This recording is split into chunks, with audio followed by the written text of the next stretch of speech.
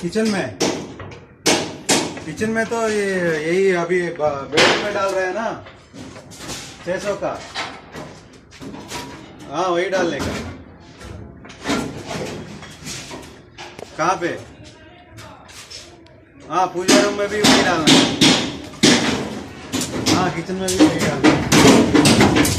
अरे बेडरूम डाल दिया क्या?